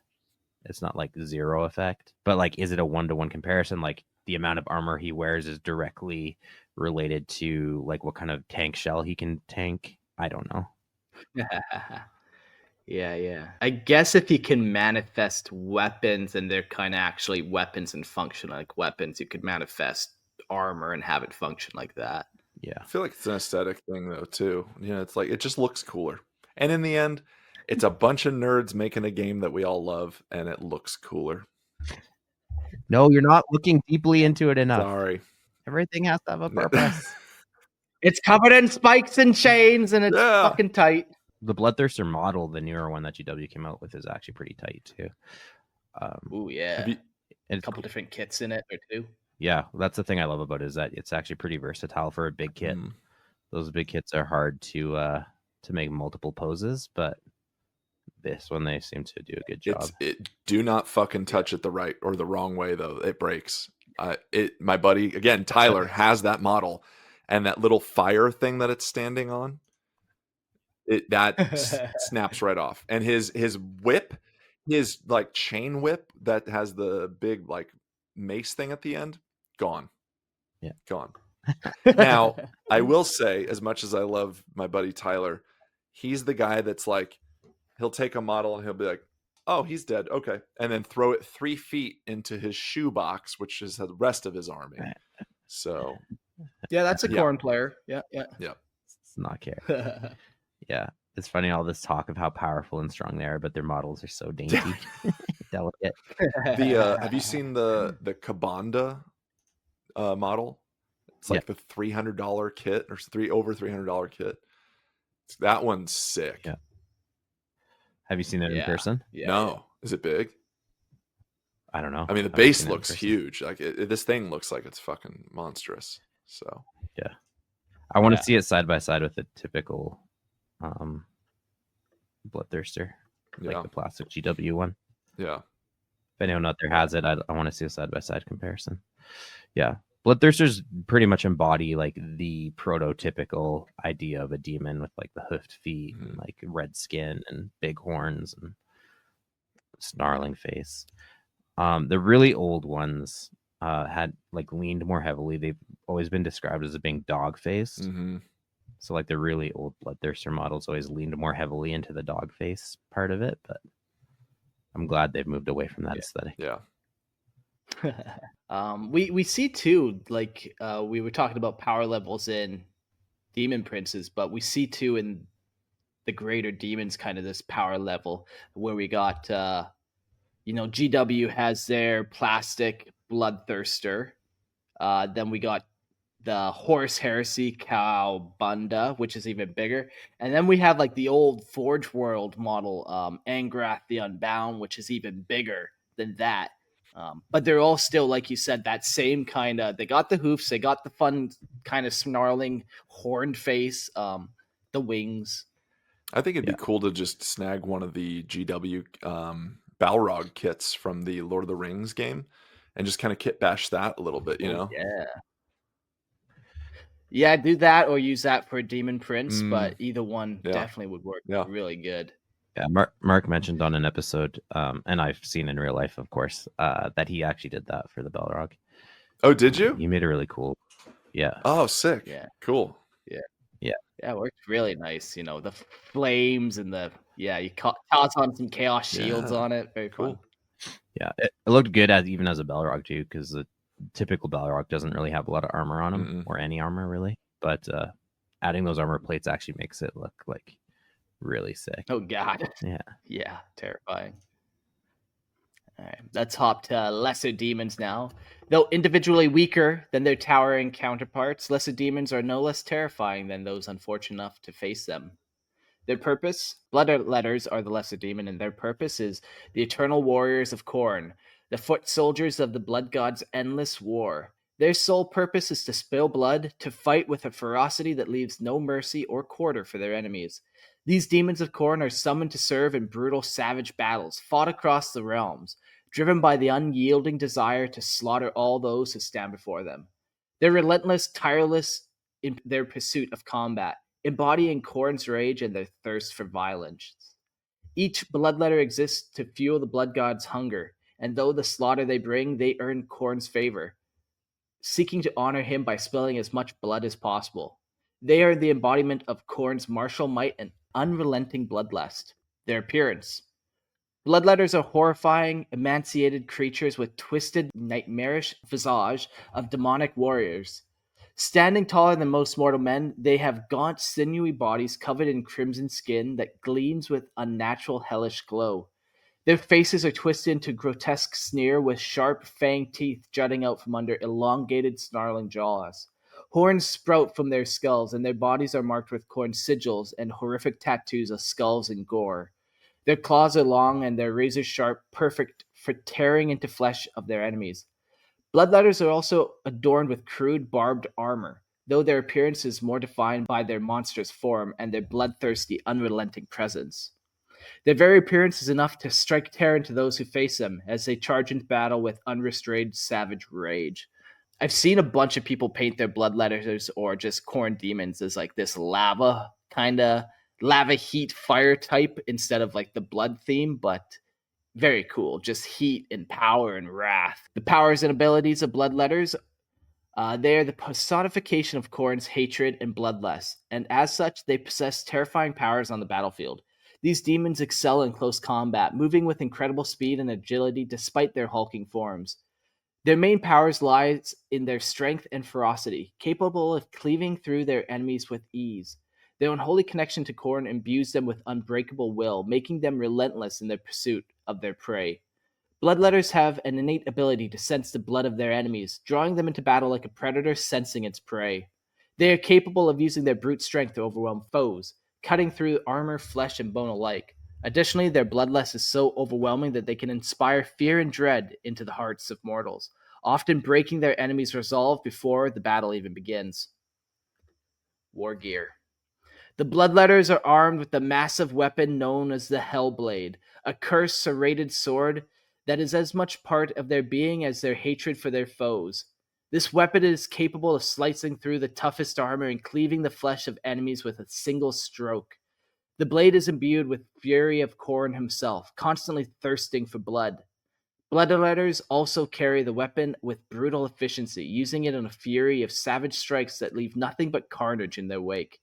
Though they are often seen wielding only Hellblades, their savage nature of Khorne's warriors means they'll often fight with whatever they can find, be it claws, fangs, or their own brute strength, always driven by the bloodlust that burns within them.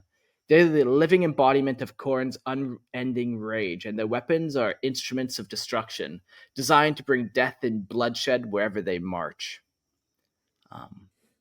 One thing I think that makes Khorne unique too is how many actual physical weapons he uses as opposed to the other gods. Mm. Like this is a very powerful sword that is just given to their weakest kind of guys. Where Nurgle might just all they need to do is scratch you and they can infect you or breathe on you even. And the demonettes, they're trying to seduce you, more so than kill you sometimes. So they don't need these giant swords. And yeah. Yeah, even the demonettes typically use like their hands or their claws that are actually like outgrowths of their body rather than objects that they wield. Yeah, you don't see Yeah. a lot of like tentacles or like crab hands, like claws and stuff that like you were talking about, Christian. You don't see a lot of that with Khorne. It is mostly like the forge of war. The weapons themselves is a celebration of that war, thereby an extension of that war. So it has that vibe for sure. Yeah. Yeah. But if we get into the beasts and go more of the beasts of the warp in the chaos form, so unrestrained by humanoid form, the beasts of the warp are chaos incarnate in primal, terrifying shapes. So we have the flesh hounds. The flesh hounds are the savage, bloodthirsty hunters of Khorne, and I'm sure the low-hanging fruit here, guys. We all know what they are. We all call them one thing: corn dogs. They're the corn dogs. They're the corn dogs. I've never Yeah. heard that. You've never heard that? No, Oh my no. gosh, they're the corn dogs, Oh guys. my god. Yeah. I want one. I want two. Yeah. Oh man. Well, they are created by the blood god to track down and tear apart his enemies. These terrifying beasts are the embodiment of Khorne's insatiable thirst for slaughter. Their sole purpose is to hunt down and rip apart those who dare to flee from battle, ensuring that no soul escapes the bloodshed. Whether they are tearing through enemy lines or chasing down lone survivors, fleshhounds are relentless in their pursuit. Their very presence on the battlefield serves as a reminder that no one is safe from Khorne's wrath, and no enemy will ever escape his thirst for blood. Their appearance. Fleshhounds are terrifying, muscular beasts with the body of a large hunting hound, their form twisted by the power of the warp into something far more monstrous. They have blood-red spiked fur that seems to shimmer with a hellish glow, their eyes burning with the fire of Khorne's fury. Their jaws are filled with razor-sharp fangs, capable of rending flesh and bone with ease. Their limbs are powerful and equipped with thick, clawed feet that allow them to track and hunt with terrifying precision. Fleshhounds have the appearance of beasts twisted by the very essence of Khorne's rage, with jagged spines running along their backs and horns, jutting from their heads like grotesque trophies. They are the perfect creatures for Khorne's hunting grounds, sleek, deadly, and relentless in their pursuit. Their powers and abilities. Fleshhounds possess incredible speed and agility. Their enhanced senses allow them to track their prey with deadly accuracy. They are capable of moving swiftly across the battlefield, closing the distance between themselves and their enemies in a blur of motion. Their keen sense of smell allows them to track the scent of blood, and they are capable of sensing fear and weakness from great distances. These beasts are viciously aggressive, tearing through enemy ranks with their fangs and claws, often ignoring wounds to continue their relentless pursuit. Fleshhounds can also unleash terrifying howls that bolster the bloodlust of nearby Khorne demons, inspiring them to even greater acts of violence. In battle, fleshhounds are not just hunters, but instruments of destruction that ensure no one escapes Khorne's wrath. And the war gear. Unlike many of Khorne's other followers, fleshhounds do not require weapons. Their bodies are their war gear. Razor-sharp claws and fangs are more than enough for these bloodthirsty beasts. However, they are often enhanced with demonic runes and markings that amplify their bloodlust and strengthen their physical prowess. Some of the more favored packs may be adorned with chains or collars marked with sigils of Khorne, symbols of their unholy bond with the blood god. These symbols do not serve as restraints, but rather as markers of the pursuit to hunt, to kill, and to spill the blood of their enemies. Fleshhounds are pure, unrelenting killing machines, relying on their raw physical prowess and ferocious nature to tear through all who oppose them. Their war gear is the embodiment of their savage nature. No tools are needed when a beast is this deadly. This is the Khorne dogs. I can't believe you've never heard that. Thank- Oh man, You've ruined them. Such a sorry. cool unit. Yeah. I'm Yeah, no I've never longer heard it. afraid when they attack me now for being a coward. I'm like, well, Khorne dogs. they're just shitty fast food. They're pretty cool. Their models are interesting. Like, it is a very bestial dog-like thing, but it has like this cool spinal, almost Dilophosaurus frill kind of around it. Yeah. So it's not just like looking at like, just the dog from Sandlot, like with red on it. No, these things are pretty nasty looking. They're pretty cool. I love that they can just track you through the warp, Mhm. and they're find you once they kind of get that scent. They're gonna find you. Yeah, pretty sweet. How big do you think they are? I would say like lion-sized almost. So like I would not view them as like a big dog. I would say they are like a space marine is what, like 10 feet? Like a Primaris space 8 feet. Yeah. I would say 9. yeah, they come up probably just like near chest height, I would assume. On a Space Marine? So Yeah, they're so almost imagine bears, man. Yeah. Yeah, and I was gonna say, like, yeah, compared to, like, imagine if you're a guardsman facing those down. It's even as a Space Marine, if they're a challenge, Jeez. imagine like wrestling one of those bad Yeah. boys.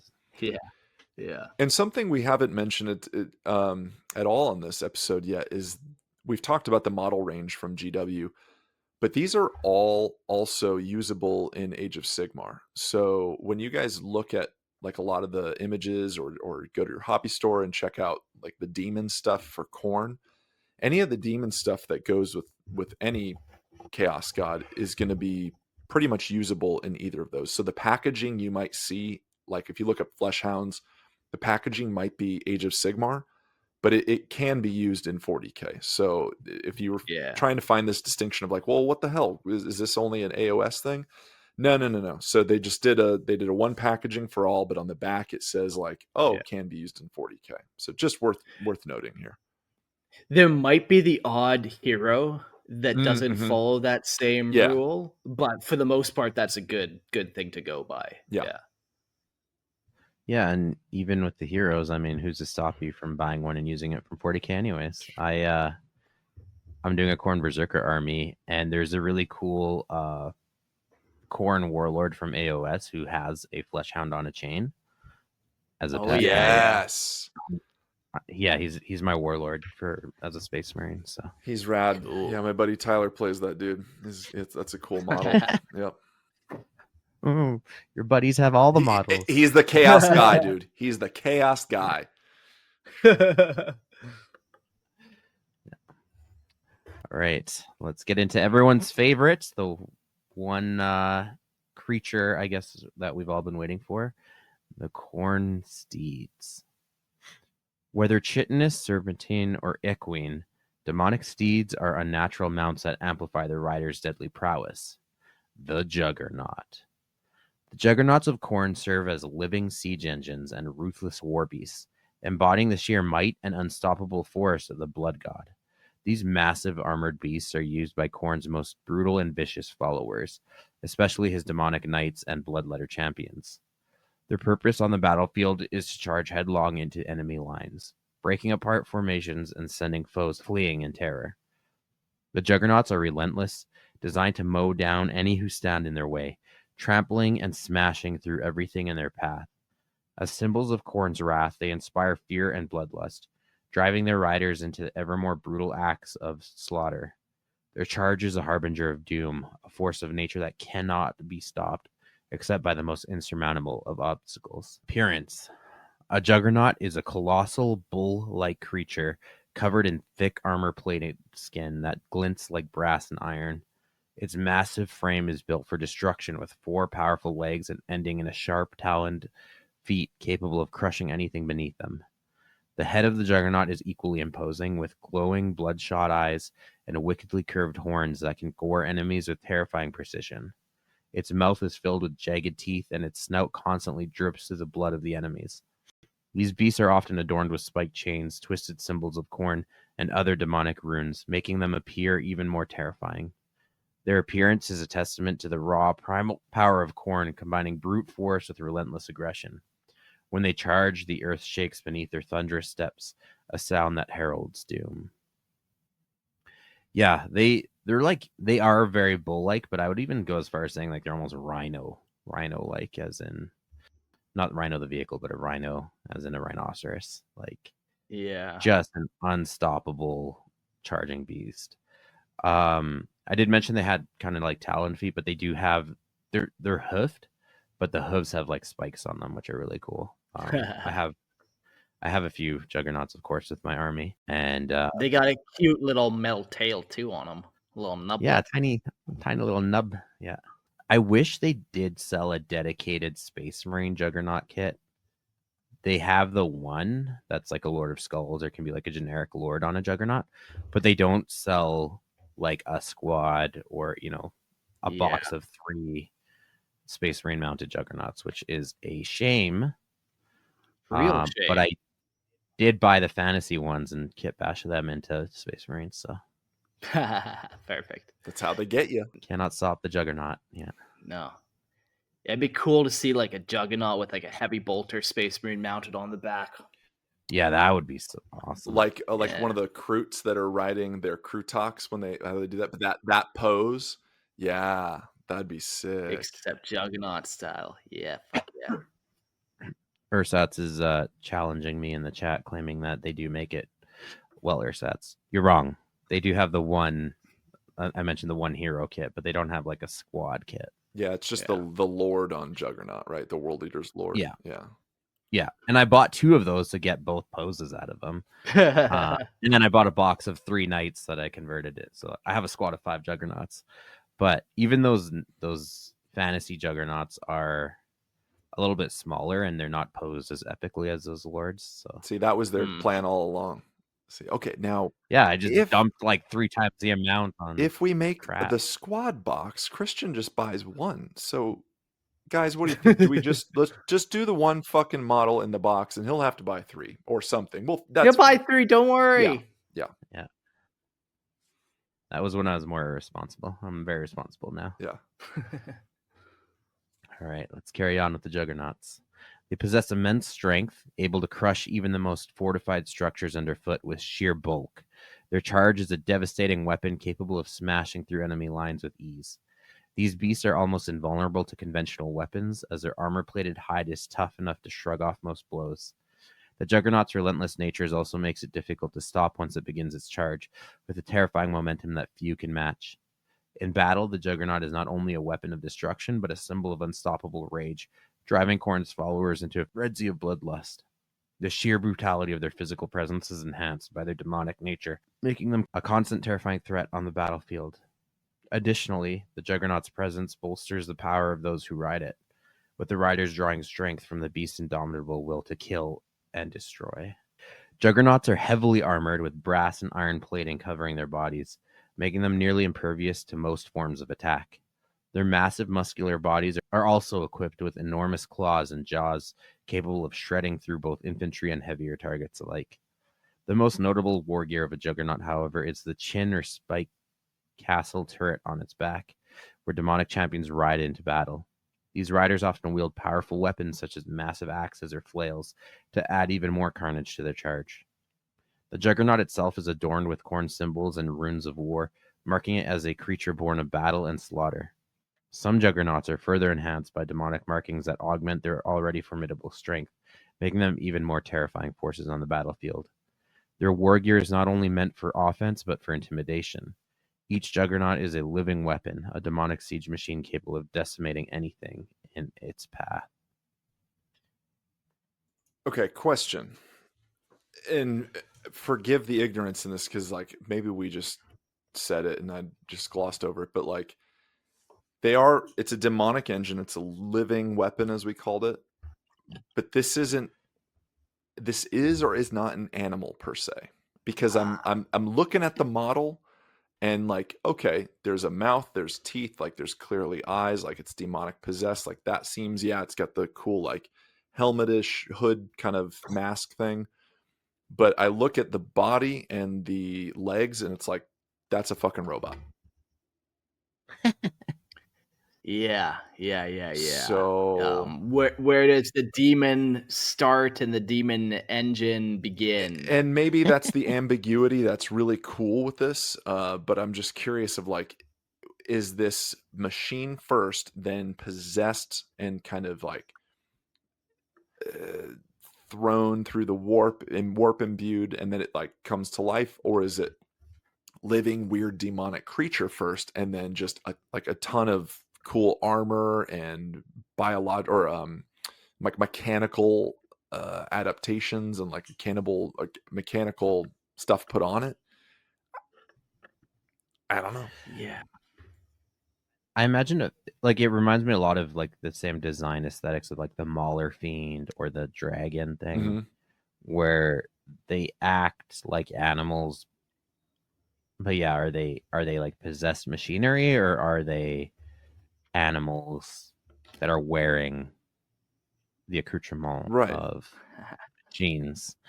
Have you ever seen Transformers? Unfortunately, yes. That's what I'm gonna go with. Okay. Yeah, I don't know that there's like which came first kind of question. Yeah. I think they are. Mhm. Like that is the form that they take. Cool. I'm good with that. It would be my 10 cents. Yeah. And speaking of demon engines, would do them next. The fusion of warp spawned entities and infernal machinery, demon engines are the unholy creations of the Dark Mechanicum, melding demonic essence with twisted technology. Like, demon engines we know are typically made by Vashtar in the Forge of Souls, I believe that place is called. And yeah, like the Juggernauts, they're not like that, where they're not a part of that whole thing where they're not being made in the Soul of Forge, and demons aren't fighting over that body and fighting it. But these demon engines are.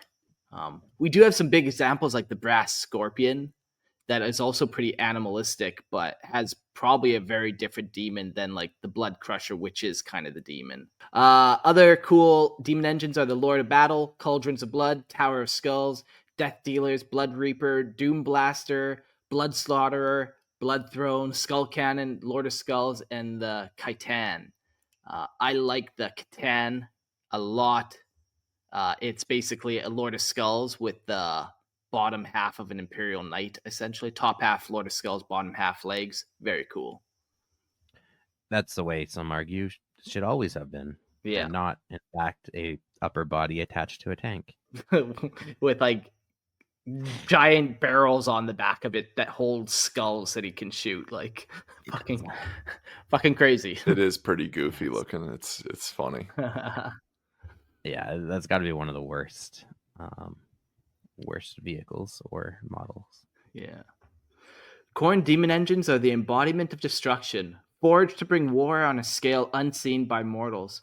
These hellish constructs serve as the blood god's tools of pure carnage, combining the horrors of the immaterium with the unrelenting power of war machines. Their purpose is to wreak havoc upon any and all enemies of Khorne. Whether on the battlefield during sieges, these demon engines are often used to crush entire fortresses or smash through enemy lines, their mere presence enough to send foes fleeing in terror. They are not mere machines, but instruments of Khorne's bloodthirsty will, driven by the eternal desire for slaughter and conquest. The presence of Khorne demon engines on the battlefield ensure that the enemies of the Blood God will face not just defeat, but utter annihilation. Their appearance. Khorne demon engines are grotesque amalgamations of twisted machineries and demonic flesh. Their hulking forms are heavily armored, covered in brass plating etched with symbols of Khorne and the marks of countless battles. Each demon engine is a unique, designs that vary from the towering, brutal visage of the Lord of Skulls to the more agile and fearsome Skull Crushers. They are adorned with jagged spikes, serrated blades, and demonic faces screaming in eternal torment. These machines appear as if they are forged from the very nightmares of war, with burning, glowing eyes that radiate of hatred and fury. Their every movement is an assault on the senses, from the grinding of metal to the shrieking, tortured souls trapped in their engines. These constructs are both terrifying and awe-inspiring, with their presence on the battlefield marking the arrival of pure, unrelenting violence. Powers and abilities. The powers of Khorne demon engines are as brutal as the god himself. These monstrous creatures or creations are imbued with the same rage and bloodlust that drives the demons of Khorne. They are unstoppable forces of destruction, capable of tearing through even the most fortified positions with ease. The engine's abilities vary depending on the design, but all are powered by demonic energy, allowing them to perform feats of strength and endurance far beyond that of mortal machines. They can charge through enemy lines with terrifying speed, crushing all in their path. Their armored hides make them resistant to the most conventional weapons, and many are equipped with devastating close combat weapons like chain blades, crushing limbs, or flails of death. They also have ranged weapons, blasting skulls, infernal cannons, and heavy warfire that allow them to obliterate enemies from a distance. Each demon engine embodies the will of Khorne to kill and slaughter. With each strike, it channels its unholy wrath into the material realm. The war gear. Khorne demon engines are equipped with an array of war gear designed to maximize their ability to slaughter all those who stand before them. Many of these engines are fitted with massive close combat weapons like flails of blood, bladed appendages, or sword-like tusks that rip through flesh and bone with a single blow. Additionally, they are often armed with ranged weapon that belches fiery death, such as skull cannons that launch explosive skulls at their foes, or Lord of Skulls, which boast heavy firepower from the form of devastating plasma cannons or mortar-like artillery. Some demon engines are also equipped with special devices that harness the demonic energy coursing through their frames, allowing them to unleash blasts of warp-fueled energy that teleport short distance to catch enemies off guard. All their weaponry, however, serves the same purpose: to tear through enemies and carve a bloody path across the battlefield in the name of Khorne. Their war gear is both terrifying and brutal, reflecting the overwhelming ferocity of its creator. Sweet. Yeah. Fucking demon engines, man. They're so cool. I love how each one can have such a distinct vibe, and what kind of demon you bound inside the demon engine might affect the demon engine. Like, just imagine a demon engine with a bloodthirster as opposed to a bloodletter in it. How would that affect it? And this, I think, is a distinction between what we were talking about before, where it's like to be bound this way is different than having some sort of like cultist or some sort of like imperial psyker try and bind a cornate demon to some other form, like against its will. I think there's a distinction between these two here, where like the demon engines, it's like you're going to use this for war, you're going to use this for the glory of Khorne, versus it being bound to something else, like we talked about, where it's like, fuck this, I don't want to be part of this. I'm just going to burst forth and not be contained. Yeah. So there is a difference here. Yeah. Yeah, they seem to be happy with this form of imprisonment. Or at least they're not happy, but it's fine because it just makes them angry and more powerful. But either way, they're doing what they need to do. Yeah. I don't know. I would feel like it's an upgrade too. Like if you're a bloodletter, you're just a measly little bloodletter, and you get put into a fucking demonic engine, and you're like, you are now, one of the, like, what's that model that has like a forge fiend? If you're like a forge fiend, that's an upgrade. That's an upgrade. All of a sudden, you got called up to the big leagues on that one. Yeah. I like to think of a little nerdling getting trapped in like a like a massive war engine, like soul grinder. It's got like little man syndrome and always just smashing everyone. Mm-hmm. Little nerdling syndrome. Yeah. And that's the demonic legion. They're all pretty straightforward. They all have a nice little purpose. I think, of all of them, Juggernauts, they're the coolest. Of all the demons out there, Juggernauts and the Khorne dogs are the coolest. That's the vibe for you. That's your favorite. Yeah, man. Cool. I just picture an army of them, of just Juggernauts with demons on it, maybe led by like one Chaos Space Marine, but then yeah, they just have all their hunting dogs and they just trample and devour everything.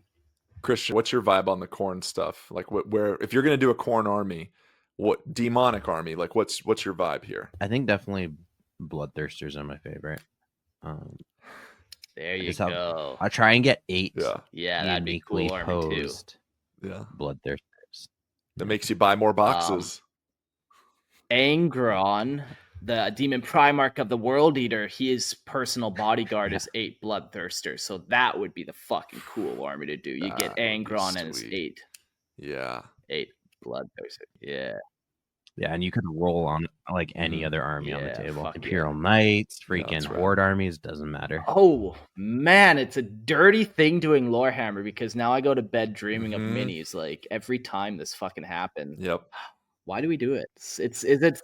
Is it self-harm at this point? Like at what point is financial ruin Why do we do this for ourselves? the real situation here that I face? There's only so many hours I can spend on Pinterest on my phone looking at other people's paint jobs of stuff, like holding it in front of my face as I'm laying in bed. Like, oh, it's only 3 a.m. Okay. Sniffing your screen, Yeah. scratching it, touching it, please. Yeah. Just a little more essence. Oh, this Zenithal Prime is so good on these. Cool.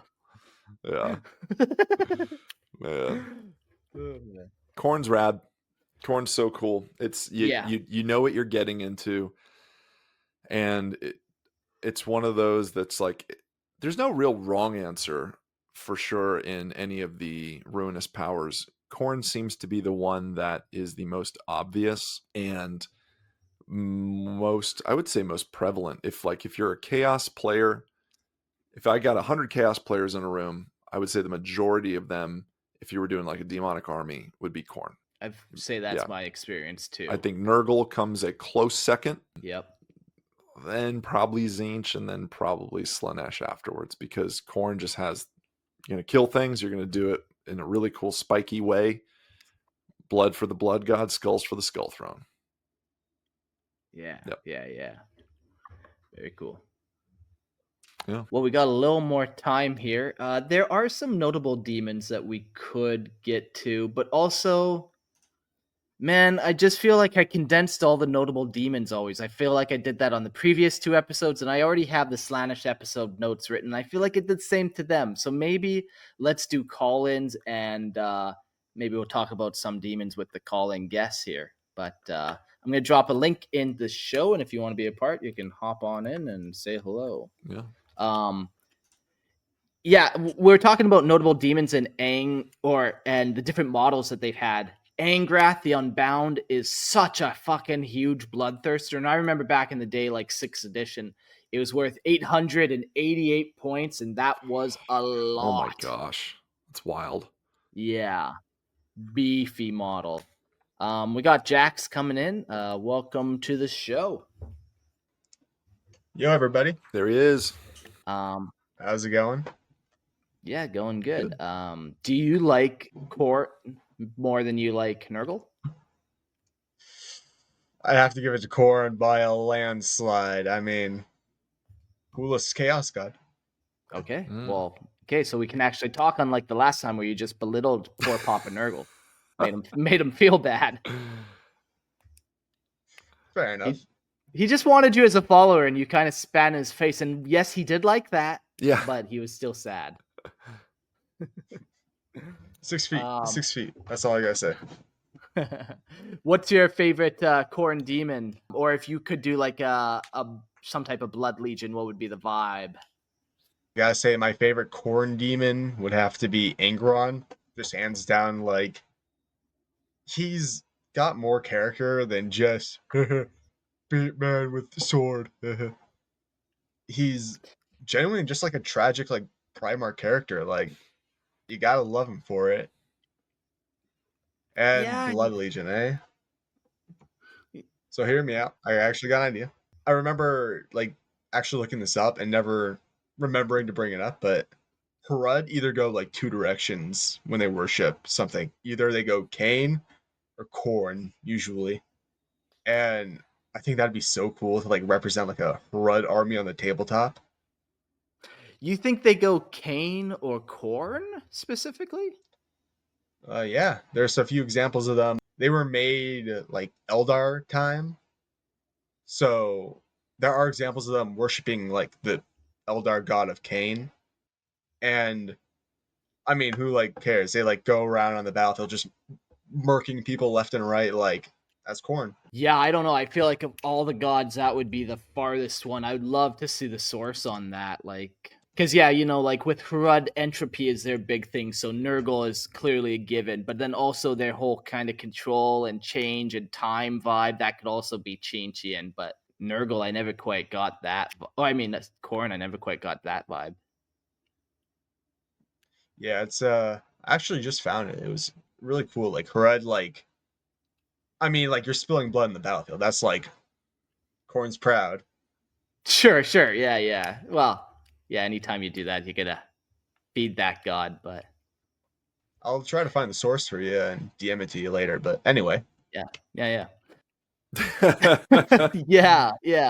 That's what it sounds like. What else? What other thoughts do you have for us? this obscure part of the internet, I found it. Source that came to me in a dream. Khorne. One thing I kind of like hope they do with his lore a little bit more. Like we got the whole invasion of Ultramar from Nurgle. We're getting a bunch of Slanesh stuff now, and with Fulgrim and all that. I kind of want like a revamp of like Khorne, like a Khorne campaign. Like, sure, we got this whole thing with Dante on Ball when he was fighting the Tyranids with them, but like that was like a kind of a minor thing. Like, oh no, the Tyranids are invading. Oh no, Angron's helping. Oh no, the Tyranids, back to the Tyranids. Kind of like Khorne, like showing up and doing something like more. Yeah. More Khorne. Yeah, I'm just thinking of some type of ritual that would leave a mark on the galaxy that would be noteworthy. Maybe like a Khorne civil war between all those like 8 guys. Ooh. That'd be cool. Khorne against itself. Yeah. Well, that'd be a fun campaign. Khorne just goes on a rampage against the other gods, so the campaign is Khorne versus Chaos, essentially. I would play that. That's fun. Yeah. Any other thoughts? We got another guest here. We have on. Gotta love Khorne. Can't wait for the Conrad Kurz episode. God, we almost made it. Fuck Nurgle. We made it 2.5 or 2 hours, guys. 2 hours and no Conrad Kurz was I'll first be reference. dead before I don't let a single Conrad Kurz reference in these episodes. I don't know English. All right, Jax. Well, thanks for calling in. These guys, see ya. And ruining my show with your curs. Yeah, okay. And we also got Purge. We'll give you a second to kind of get to your computer. Liar says, I will one time donate 100 to never do a curs episode. Yeah, I'll fucking take that. Don't bend my arm. You know what I think is actually super satisfying? I'm going on vacation next week, so I won't be here. But the boys are still running Lorehammer. But you know what week the episodes are next week? It's going to be Space Wolves. So I won't be here for that nonsense. You planned that. Like, you know what? I'm out. Get your Space Wolves. Yeah. Yeah, six months of planning to line it up perfectly for me to dodge town on Space Wolf episodes. It's going to be perfect. Am I on that? But yeah, $100 for sure. Do I get to be on that? Yeah, you'll be on. No, I'm not. I'm not here next week. So you'll only be on one then. Damn, because I do like Space Wolves, but I will be doing trivia night that is all centered around Lord of the Rings. So I will be reporting how I do in that. Anyways. Nice. Okay, Purge, welcome to the stage. Hey, how's it going? It's going. How you guys been doing? Good. Are you a bloodthirsty follower of Khorne or what? What's your vibe? No. Do you want to drink blood from a skull or not? All right. Did we lose him? Well, I don't know. And he lost me. Well, oh no! What a way to call in and disappoint your lore masters. Bummer there, Purge. The internet is real and it breaks sometimes. Yeah. Yeah, well, that's pretty well where we want to leave this little bit of the episode. We still have another little bit of Khorne to go through. Like I said, maybe we do Khorne notable demons at some point. I'm not in a rush to do that, though, for sure. I'm definitely not in a rush. But I am in a rush to do forces or cults of Khorne and all the gods, where it's the actual mortal followers, as opposed to this episode that was like the demons. It would be fun to talk about mortal followers, talk about the different gifts that they can get and all that kind of fun stuff. Yeah, I think it'd be cool to cover that. I think we could just kind of lump all the notable demons from all ruinous powers, all the chaos forces, like into one, just kind of do a who's who of all the different notable demons. But Yeah. like you said, the mortal thing is cool. Like seeing like a lot of the cultists. I'm a big like culty guy. Like if you have a movie or a story or anything that has like weird secret cult stuff, like that's just my jam. I love that. And that's probably because like I'm an HP Lovecraft fan. But the mortal like cults that follow Khorne and worship him, I think are just so cool. And they've got some cool minis for that too. Yeah. And you can always take like the AOS models and convert them like Christian did with his one chapter warband warlord guy. Yeah. You take them, turn them into cultists, and a lot of fun. Yeah. Cool. Well, the next episode is going to be a Slaanesh episode, and we will see you there. But the end episode notes for this episode, if you want to buy some models, go to Merlin's Miniatures, use promo code Lorehammer, or use the link in the description below. You can go buy some cool models. You can go buy Karnak. You can go buy Scarbrand and some of these demons and stuff. They really got a fun vibe to them, for sure. And don't forget to come check out Lorehammer Listen to Lore podcast if you like homebrew lore. I'm over there reading off homebrew lore. Yeah. And if you guys want to hear me chat about some board games, card games, tabletop war games, RPG stuff, check out season 1 of the Funkatronic Rex podcast. They just hit season 2 now with some new hosts, good friends of mine. Check them out, Funkatronic Rex podcast. And also, guys, April Fool's Day, April 1st. This is happening. This isn't a joke. We are doing a trivia show I will be hosting. It will be Court Hammer. Liar, I've got you in the chat. Court Hammer! I will be hosting with Mark, Christian, and Logan, and I will be putting them to the test to see what they know about the 40K universe and maybe some fun little games in between. And the chat is going to be a little bit of a part of that, almost like call-ins, like a lifeline, if you will. So if you guys are not part of the Imperial Tithe and not part of the $5 tier, please jump in, get on it before then, because we'd love to have you be part of this. April Fool's Day, April 1st will be the trivia show with Lorehammer. Yeah, a lot of fun. Can't wait for it. Yeah, and new project. If you like Pokemon and want to explore the Pokemon universe, come check out the Pokelore podcast. Right now, we are just uploading to YouTube, but we will be hitting all your podcast platforms. Just dropped an episode on Taurus. Yeah, Taurus versus Juggernaut. Who wins? The bull Pokemon. So very fitting for this episode. That poor Taurus. It was a peaceful cow. Definitely the Juggernaut. The Juggernaut's always 40K is always going to win no matter what universe you fight. Very cool. And we got one new Patreon member in the last couple of days. Darcy, thank you so much for donating. Come join the Patreon. You get ad-free. You put a smile on my face, and it's only $2.50. It's really not that bad, and you never hear ads again, and you put a smile on my face. So thank you so much, Darcy. And like I said, next episode is on Slaanesh, and hope to see you guys there. Court, Christian, thanks for joining. Blood for the Blood God. Skulls for the Skull Throne. There we go.